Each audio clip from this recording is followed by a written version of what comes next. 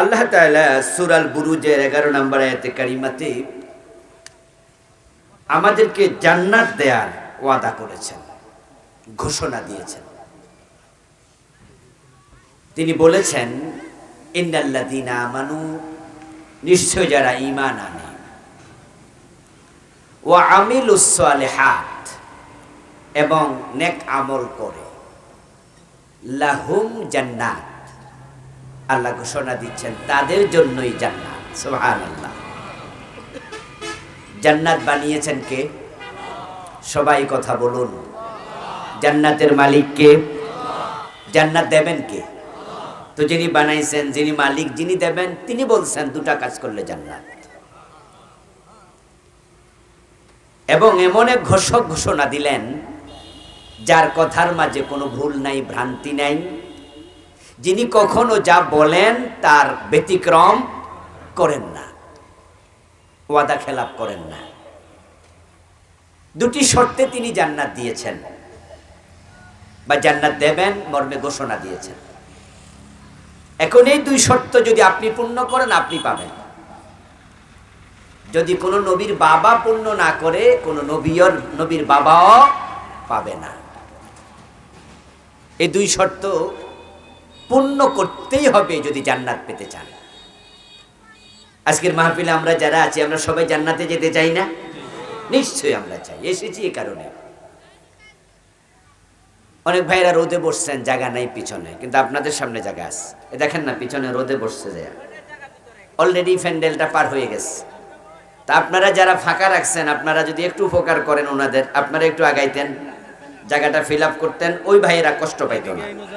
গরম তো এখন, রোদে দীর্ঘক্ষণ বসে থাকতে পারবে না, কষ্ট পাবে।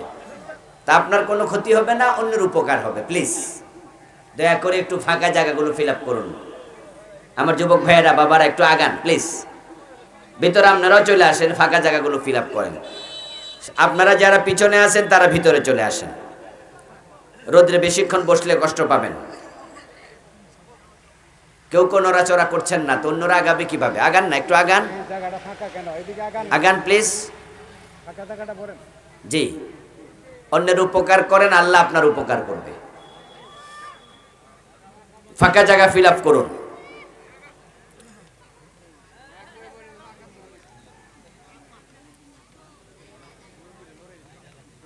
আচ্ছা, যারা এখন আসবে তাদের জন্য জায়গা রাখবেন। যারা ফাঁকা রাখছেন তারা একটু ভালো ফাঁকাই রাখেন, মাঝে মাঝে যেন ঢুকতে পারে।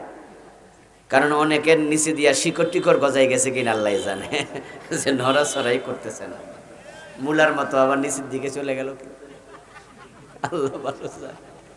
তো অন্যদের জন্য জায়গা রাখেন, আসতে যেন পারে। আচ্ছা প্রিয় ভাইরা, ওকে, আসবেনি। এবার জায়গা ফাঁকা আছে, ওনারা আসুক। আমরা বলছিলাম যে আল্লাহর জান্নাত পাওয়ার জন্য আল্লাহ দুটি শর্ত দিলেন। আল্লাহ এমন এক মহান পার্সোনালিটি, মহান সত্তা, তিনি যা বলেন তার বাহিরে কিছুই তিনি গ্রহণ করেন না। উনি যা বলেন সেটার নাম আইন, সেটাই বিধান। জান্নাত দেবেন দুই শর্তে, এটা আল্লাহর ঘোষণা, সাবধান। এই দুই শর্ত লঙ্ঘন করলে জান্নাত মিলবে না। তিনি বলেছেন অজু করো, অজুর ফরজ 4টা। যদি কোনো ব্যক্তি 3টা ফরজ মানে, একটা ফরজ না মানে, তাহলে তার 3 ফরজের কারণে অজু হবে, এটা বলার কোনো সুযোগ নাই। বলবো অজু হয় নাই। যে অজু মোটেও করে নাই সে যেমন অজুবিহীন, অপবিত্র। যে ব্যক্তি অজুর 3 ফরজ মানল, 1 ফরজ মানে নাই, তাকেও আমরা বলবো সেও বেঅজু লোকের মতো সমান অপবিত্র। 3 ফরজের কারণে অর্ধেক অজু হইছে, এটা বলার কোনো সুযোগ নাই। আরে ভাই, 4 ফরজই মানলেন, কিন্তু দেখেন আল্লাহর সীমানা, ইযা কুমতুম ইলাস সালাতি ফাগসিলু উজুহাকুম ওয়া আইদিয়াকুম ইলাল মারাফিক। তোমরা মুখ ধোও, হাত ধোও, তোমাদের কনুই সহ।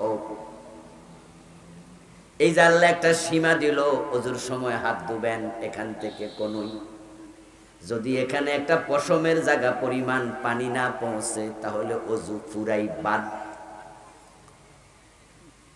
আল্লাহ যা বলেন তার কথায় কোনো হেরফের তিনি নেন না, সিরিয়াস। নামাজের মাঝে আরকান হাকাম 13 ফরজ। কেউ যদি 12 ফরজ মানে, 1 ফরজ না মানে, নামাজ হবে তো? কিছু তো হইব, পুরাটাই বাদ। আল্লাহ বড় সিরিয়াস। উনার কথার বাহিরে কেউ চলুক এটা তিনি পছন্দই করেন না, কারণ তার যে নামগুলো আছে সব নামের মাঝে একটা নাম আছে মুতাকাব্বির, আসেনি? হুয়াল্লাহুল খালিকুল বারিউল, আছে না? ওখানে পড়তে গেলে দেখবেন একটা আছে মুতাকাব্বির। মুতাকাব্বির শব্দের অর্থ হলো মহান, বড়, অহংকারী। এত বড়, এত মহান। আরে আল্লাহ যে কত বড় এটা আমরা কল্পনাও করতে পারবো না। ভাই, এই যে ভাই একটা শেয়ার দিয়ে কোনা থেকে দেন, এই মানুষের দেখে না তো, একটু এদিক থেকে দেন, একটু বুদ্ধি টুদ্ধি খাটাই না, আমার ডিস্টার্ব করেন না কথার মাঝখানে। হ্যাঁ, আল্লাহর যে নামগুলো আছে তার মাঝে একটা আছে মুতাকাব্বির। তিনি মহান, তিনি বড়, তিনি অহংকারী, এবং তিনি এতটাই বড় যে মানুষ তিনি কত বড় এটা অনুমানও করতে পারবে না। এই জন্য অন্য আয়াতে বলছে মা কাদারুল্লাহ হাক্কা কাদিরি, আল্লাহ যে কত বড় এটা মানুষ অনুমানও করতে পারে না। এবার তার সামনে আপনি কত ছোট, আমি কত ছোট। সেনাবাহিনী যারা অফিসার হয়, ওদের অধীনস্থ যারা থাকে তাদের উপরে তারা এতটাই প্রভাব খাটায়, এতটাই ডমিনেট করে, নেতৃত্ব করে, কথা না শুনলে বোর্ড দিয়ে লাথি মারে। আচ্ছা, এই কথা কি আপনারা আমার থেকে শুনছেন না আগেও শুনছেন? ইয়েস, সেনাবাহিনীর অফিসাররা লাথি মারে, ফাঁসায় লাথি মারে, এবং এমন অভিনব শাস্তি দেয় যেগুলো সাধারণ পাবলিক জানেও না যে এইটা একটা শাস্তি। কারণ তাদেরকে পাওয়ার দেয়া হয় খুব বেশি, তাদের আইনটাই আলাদা। এটা সেনা আইন, আলাদা আইন। সাধারণ কোনো অপরাধের বিচার হয় সাধারণ কোর্টে। সেনাবাহিনীর অপরাধ যদি কোনো অফিসার অপরাধ করে, এটার জন্য তাদের স্পেশাল কোর্ট আছে।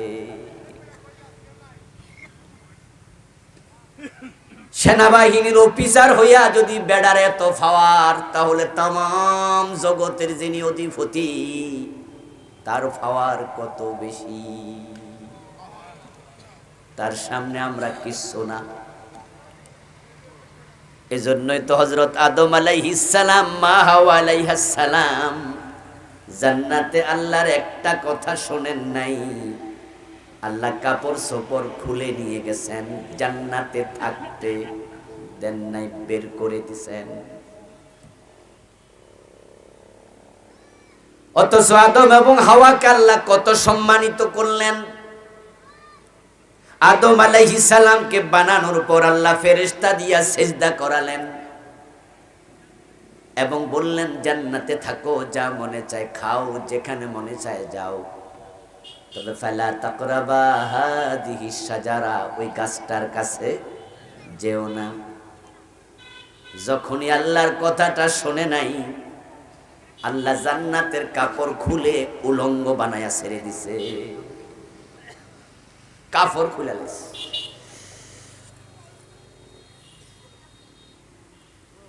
فلما ذاق الشجرة بدت لهما سوآتهما طفقا يقصفان عليهما من ورق الجنة, যখনই নিষিদ্ধ বৃক্ষের ফল খেলো, সাথে সাথে জান্নাতের পোশাক খুলে পড়ে গেল। জান্নাতের গাছের পাতা ছিঁড়ে ছিঁড়ে লজ্জাস্থান ডাকতে শুরু করলো। ওই পোশাক আল্লাহ খুলে নিলেন। এই কাহিনী কোরআনে আমাদেরকে শোনালেন, বুঝাইয়া দিলেন আমার কথা একটা শোনে নাই, আমি পোশাক রাখি নাই, উলঙ্গ বানিয়ে ছেড়ে দিয়েছি। তারপরে কোরআনে বলে আমি বলেছি জান্নাত থেকে বেরিয়ে যাও, আমি বের করে দুনিয়ায় পাঠিয়ে দিয়েছি।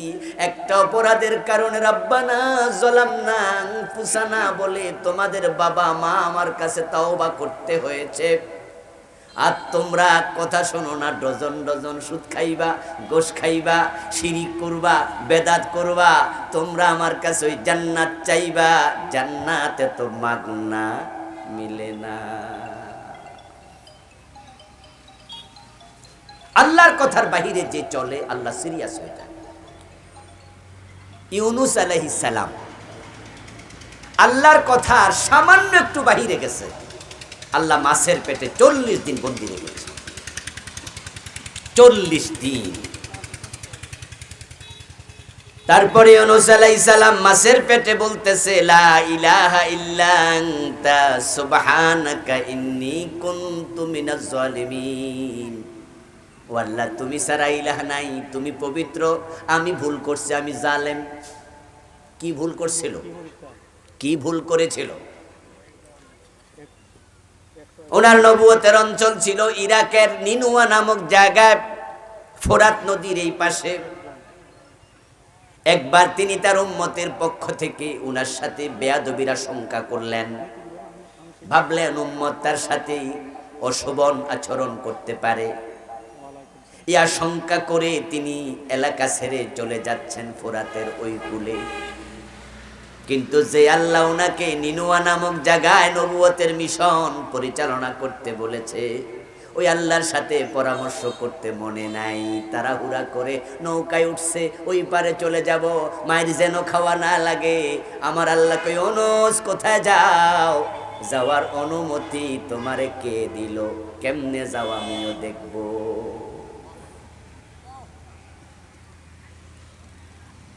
আল্লাহর কোনো অর্ডারও লঙ্ঘন করে নাই, কোনো গুনার কাজও করে নাই, জাস্ট এলাকা ছেড়ে চলে যাচ্ছে। এতে আল্লাহ নাখোশ। তোমাকে আমি দায়িত্ব দিছি, তো গেলে আমার সাথে পরামর্শ করবা না? করো নাই তো, কেমনে যাও দেখবো আমি। ইউনুস আলাইহিস সালামকে নৌকা থেকে ফেলে দেয়া হলো, নৌকা কাঁপুনি উঠেছে শুধু শুধু। এক পর্যায়ে লোকজন বলছে কে অপরাধী, কে অপরাধী। বের করেছে নবী ইউনুসকে, তারপরে নৌকা থেকে ফেলে দিয়েছে। কোরআনে আল্লাহ বলেন ফালতাকামাহুল হুত ওয়া হুয়া মুলিম। একটা বড় মাছ এসে ইউনুস নবীকে গিলে ফেলেছে। আল্লাহ বলছে মাছ যাও ইউনুসকে গিলে ফেলো। এখন মাছের পেটে অন্ধকার। ইউনুস আলাইহিস সালামের মনে পড়ে গেছে আমার আরশের মালিক রব আমার উপর নাখোশ, আমি তো তার অনুমতি নেই নাই, ভুল হয়ে গেছে। তাই তিনি লা ইলাহা ইল্লা আনতা সুবহানাকা ইন্নী কুনতু মিনাজ জালিমিন পড়েছেন। এই দোয়ার নাম হচ্ছে দোয়ায়ে ইউনুস। গত 15 বছর যারা দেশ চালাইছে তারাও তো এখন বিপদে আছে, কিন্তু দোয়া পড়ার সুযোগও নাই, কারণ যে ক্ষমতা আছে এর নাম কি? ও বিপদে আছে।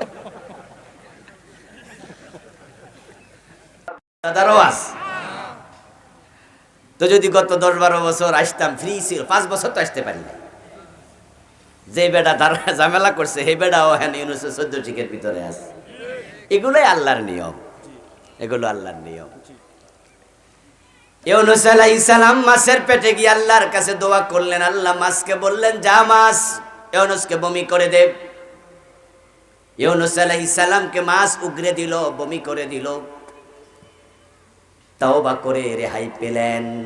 আল্লাহ কোরআনে বলছেন অন্য আয়াতে ফালাউলা আন্নাহু কানা মিনাল মুসাব্বিহিন লালাবিসা ফি বাতনিহি ইলা ইয়াউমিন ইউবাসুন।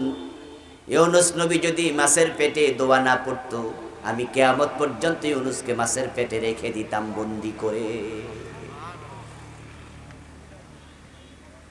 বুঝুন তো আল্লাহ কত বড়, টের পাইছেন তো কিছু? নবীরও ছাড়ে না, আর আমনে আর আমি কেডা?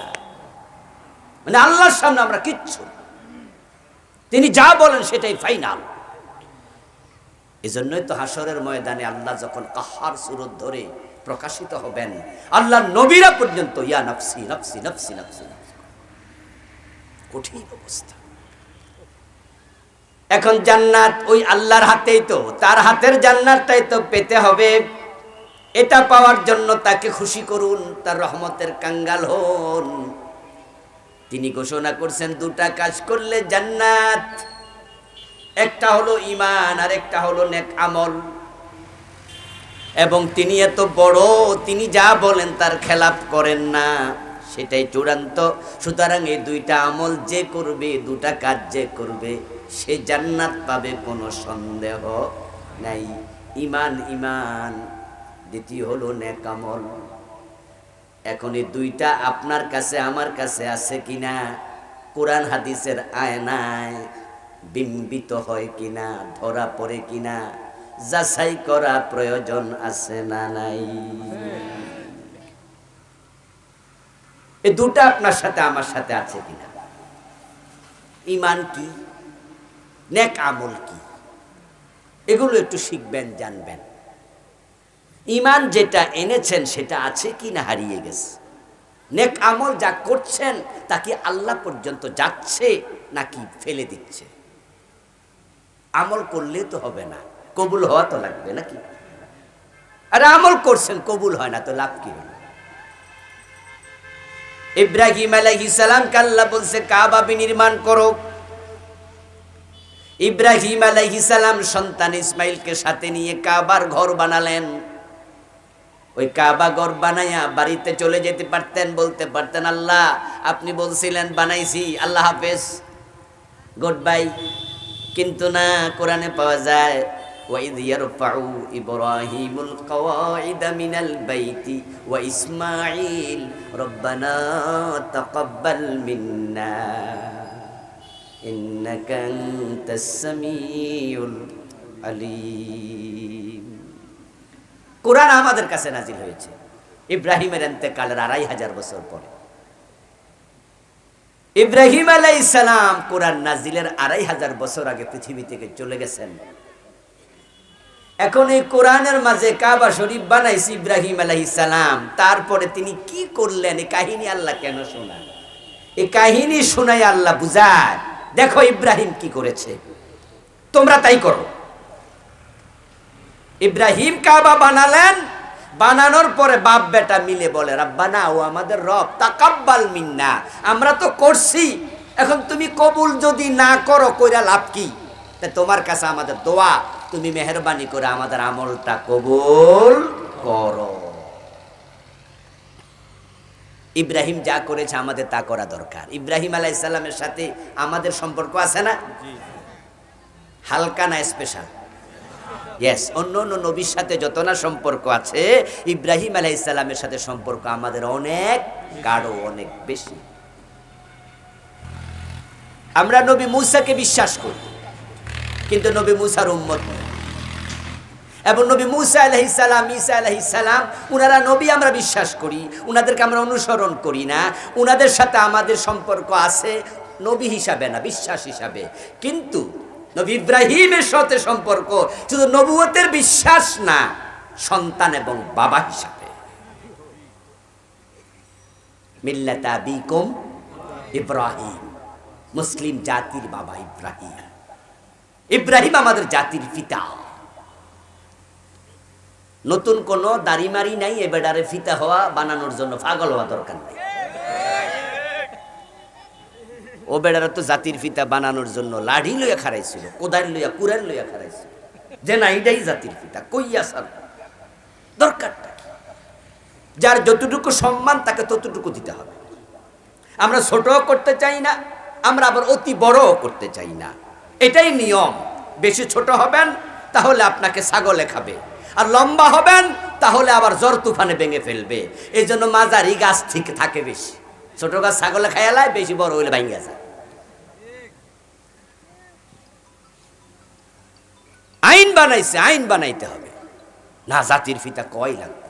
এই মাদ্রাসার অনুষ্ঠানগুলোতে প্রিন্সিপালদের মুখ দিয়া, হুজুরদের মুখ দিয়ে এসব বাইর করছে, না হয়তো চাকরি থাকবো না। কেন? ইব্রাহিমকে আল্লাহ জাতির পিতা বলছে, মুসলিম জাতির পিতা। ইব্রাহিম থাকতে আর কোনো জাতি পিতা দরকার নাই। জাতির নেতা হইতে পারে। শুধুমাত্র ফিতা বলায় নাই, মাথার উপরে ছবি টানাইছে। এই আপনাদের এলাকায় মাদ্রাসা আছে না? এখন আসেনি ছবি? এখন আছে?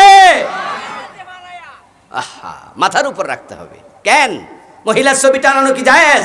মহিলার ছবি দেখলে গুনাহ হয় না? তা আমাদেরকে গুনাহগার বানাবা কেন? তোমরা তো আগাও নাই, গোড়াও নাই, তোমরা তো বেশ্যালয়ে যাও, পতিতালয়ে যাও, মদখানায় যাও, তোমরা সুদখোর, তোমরা গোশখোর। কিন্তু আমরা আলেম ওলামা, আমরা তো এইসব জায়গায় যাই না। পরনারীর ছবি আমাদের সামনে কেন ঝুলবে? মাদ্রাসার প্রিন্সিপালের সামনে, আলেমদের সামনে মহিলার ছবি কেন কেন ঝুলাইতে হবে? আপনারা একটু বলুন তো, যাদের সামান্য বিবেক বোধ আছে, বলুন তো, মাদ্রাসার অফিসে কি কোরআন শরীফ নাই? আলমারিতে কোরআন থাকে না? মাদ্রাসার অফিসে আলমারিতে বুখারী থাকে না? বুখারী শরীফ থাকে, মুসলিম শরীফ থাকে, কোরআন শরীফ থাকে, তাফসীর থাকে, জালালাইন থাকে, মেশকাত থাকে, রাসূলের হাদিস, আল্লাহর কোরআন। আর ছবিটা হলো আলমারির উপরে, একবার মাথার উপরে। একটা মানুষের ছবি কোরআন শরীফের উপরে, এমন আইন কেন বানাও? রেজাল্ট কি দাঁড়ালো? এমন দাঁড়ালো যে ছবি বানাইছো, মূর্তি বানাইছো, এখন আর একটাও নাই, গলায় রশি লাগাইয়া মাটি ফেলছে। এবং ভিডিওতে দেখলাম যে কোনো না কোনোটার উপরে দাঁড়াইয়া হিসু করে দিতেছে। এটাই নিয়ম। বাড়াবাড়ি ভালো নয়, কোনো কাজে বাড়াবাড়ি করবেন না। আল্লাহ আমাদের হেফাজত করুন, বলেন আমিন। আমার বন্ধু, আল্লাহর জান্নাত পাওয়ার জন্য দুটি বিষয় খেয়াল করবেন। ঈমান। এখন ঈমান তো ছোটকালে মক্তবে আনছেন, হুজুর তো আপনাকে লা ইলাহা ইল্লাল্লাহ কালেমা পড়াইয়া দিছে, মনে মনে ভাবছেন আপনি মুমিন। ও দোস্ত, কালেমা পড়লে যদি মুমিন হওয়া যায়, তাহলে আব্দুল্লাহ ইবনে উবাই, সে তো রাসূলুল্লাহর হাতে হাত রেখে কালেমা পড়েছিল, অথচ লোকটা মুমিন না মুনাফিক? জান্নাতি না জাহান্নামী? তার জাহান্নামে অবস্থান উপরের দিকে না সবার নিচে? কালেমা পড়েছে তো রাসূলের হাতেই, লাভটা হলো কি?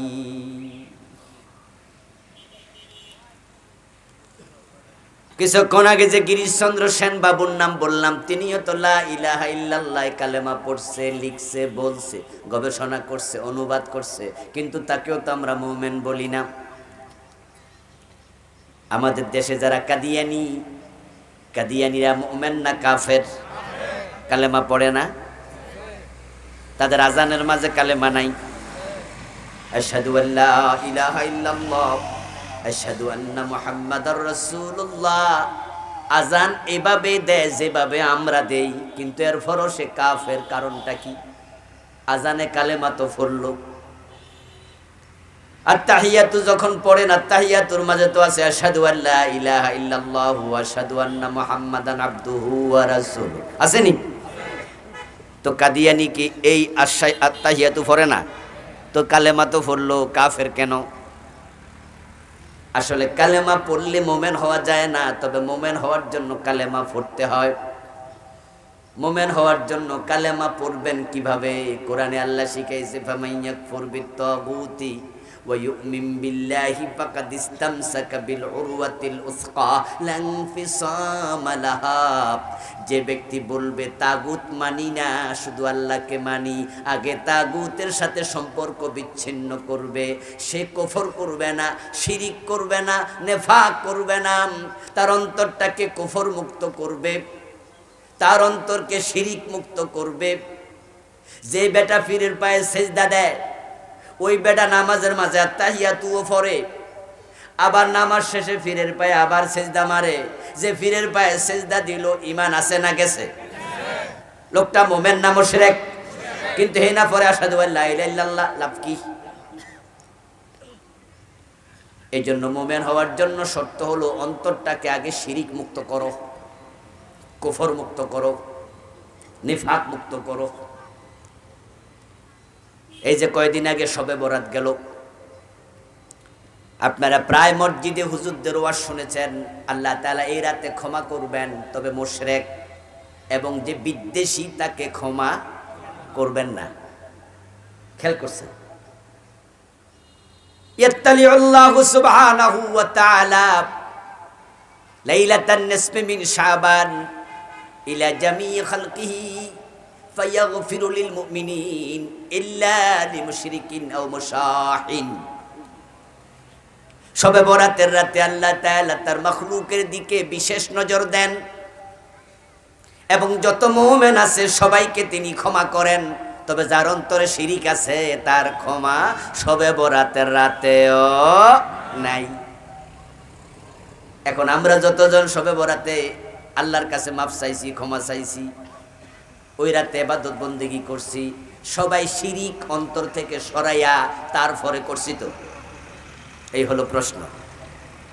যদি অন্তরে শিরিক থাকে আর এটা লইয়া মসজিদে যান ক্ষমা চান, আপনার ক্ষমা নাই। এখন কোন কোন কার শিরিক এটাই তো পাবলিক অনেকেই শিরিকে তো বোঝে না। যারা মাজারে সেজদা দেয়, পীরের পায়ে সেজদা দেয় শবে বরাতের রাতে, হেরা কি যায় না মসজিদে? বরং হেরা মসজিদ আরো বেশি গেছে। যে অঞ্চলে বেদাতি বেশি ওই অঞ্চলে শবে বরাত পালন হয় অন্য অঞ্চলের তুলনায় বেশি। বরং হে অঞ্চলে হালুয়া রুটি পর্যন্ত পাকাইয়া খাওয়া, সারা রাত তারা শবে বরাতের রাতে ইবাদত করে।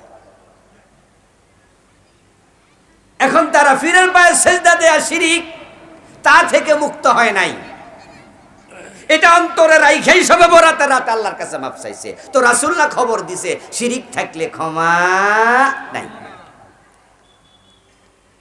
এবার আপনাদের কাছে আমার প্রশ্ন, পীরের পায়ে সেজদা দেয় শিরিক, এছাড়া আর শিরিক নাই? তো যদি ওই একটা আমনের ভিতরে থাকে তাহলে আমনেও ক্ষমা নাই, আপনিও পান।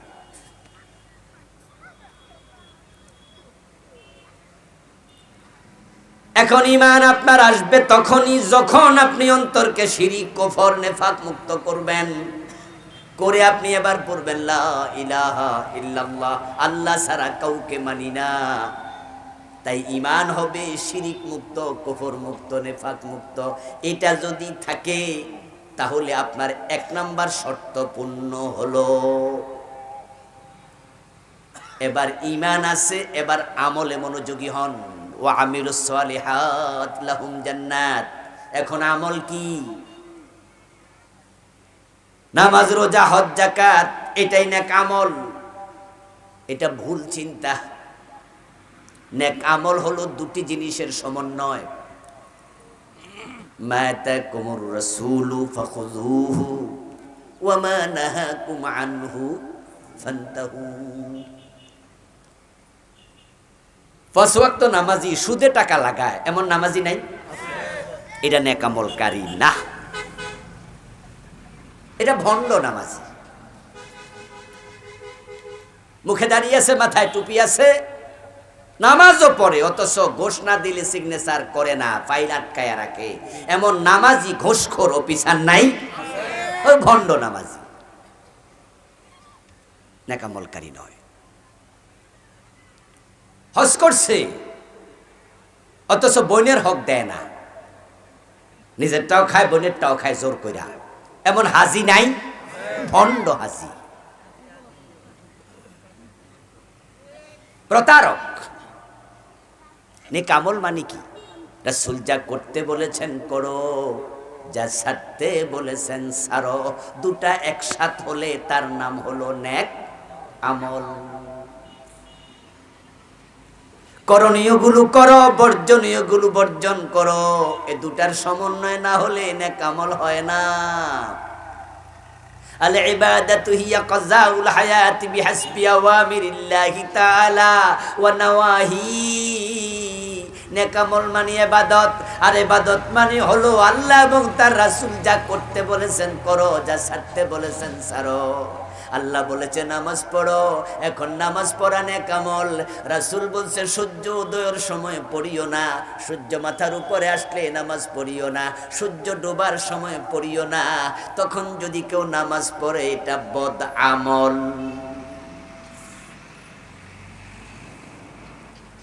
রমাদান আসছে, কুতিবা আলাইকুমুস সিয়াম বলে আল্লাহ রোজা ফরজ করেছে। ফামান শাহিদা মিনকুমুশ শাহরা ফালিয়াসমহু, রমাদান পেলে রোজা রাখো, কিন্তু যখন রোজা শেষ তখন আসবে ঈদুল ফিতর, ওই দিন রোজা রাখতে রাসূল মানা করছে। যদি কেউ সেদিনও রোজা রাখে, নেকামল না বদামল? তাহলে যা করতে বলেছে করো, যা ছাড়তে বলেছে ছাড়ো। ঈদের দিন রোজা রাখলে সওয়াব হবে না গুনাহ হবে? সবাই বলেন না, সবাই বলেন না। ঈদের দিন রোজা রাখলে সওয়াব না গুনাহ? তো রোজা না ভালো জিনিস, গুনাহ হয় কেন? কারণ সেদিন রোজা রাখতে রাসূল মানা করছে। রাসূল যা মানা করছে এটা করা যাবে না। মাশাআল্লাহ, আমরা বুঝি না তা না, আমরা বুঝি। রোজার দিন ওযু করার পরে হুজুরের কাছে মাসলা জিগায়, হুজুর ওযু করার পরেও তো মুখে কিছু পানি থাইকা যায়, কুলি করছি না, এমনি ফালাই দিই, তারপরও সন্দেহ লাগে, হুজুর রোজার কোনো ক্ষতি হবে? ওরি বাবারি, কত বড় মুত্তাকি! মানে গালের ভিতরে পানি সামান্য থাকে কিনা তা নিয়েও টেনশন। কি তাকওয়া! হ্যাঁ, ঘড়ির দিকে তাকাচ্ছে, জিজ্ঞাসা করছে কয় মিনিট বাকি আছে ভাই? কয় বাকি আর বেশি নাই, মাত্রই তো ইফতারের 3 মিনিট বাকি আছে, কইরালান ইফতার, অসুবিধা নাই। কি বললেন? সারাদিন রোজা রাখছি, 3 মিনিট আগে ইফতার করবো? ফাইজলামি পাইছেন আপনি, 1 মিনিট আগেও করা যাবে না। ও, ইফতারি করবেন কি দিয়ে? পানি দিয়ে? কিরে ভাই, পানি টানি নাই নাকি? বোতল মোতল নাই? আনেন নাই আজকে? তাহলে উদাহরণ দিলে দেখাইতে সুবিধা হইতো। এই যে বোতলের পানি আছে সামনে, ইফতার করবেন আপনি, ঘড়ির দিকে তাকাচ্ছেন, আচ্ছা এই পানিটা কি আদৌ হারাম না শুধু রোজার দিনে হারাম? সূর্য ডুবে গেলে হারাম না হালাল? তাহলে কয় ঘন্টা হারাম ছিল পানিটা? 14 ঘন্টা, 15 ঘন্টা? কি মুত্তাকি 1 সেকেন্ড আগেও খাবে না, কিন্তু সুদ হারাম কয় ঘন্টা? ওইটা রোজার দিনও খাইছে, ওইটা অসৎ। যেটা দিনের বেলায় হারাম ছিল কিন্তু অরিজিনালি এটা হারাম না, শুধু রোজার কারণে হারাম। ওটার জন্য চিন্তা যে গালের ভিতরে ওযুর পরে থাইকা গেল কিনা, তাকওয়ার ঠেলা কারে তো। গড়ি হাতে 1 মিনিট আগে ইফতার করবে না, খাওয়া যাবে না, হারাম। তো গোশ খাইলা কেমনে রোজার দিনে? সুদ খাইলা কেমনে? ওজনে কম দিলা কেমনে? মালে ভেজাল দিলা কেমনে? এই হলো তোমার ইসলামের কনসেপশন, ইসলামের বুঝ। বাংলাদেশের ইসলাম চলছে আমাদের মন মতো। আল্লাহর ইসলাম আল্লাহর মতো হওয়া লাগবে, রাসূলের মতো হওয়া লাগবে। ভালো করে শোনো মুসলিম, মাথা তোমার, টুপি তোমার, তাই মাফ হবে তোমার। শরীর তোমার, জামা তোমার, জামার মাপ হবে তোমার। ইসলাম তোমার না, তোমার বাবার না, তোমার পীরের না। তোমার মাপে ইসলাম হবে না, আল্লাহ এবং রাসূলের মাপে, কোরআন সুন্নাহর মাপে হওয়া লাগবে। না হয় ইসলাম আল্লাহ ফেলে দেবে, তোমার ইসলাম আল্লাহ নেবে না।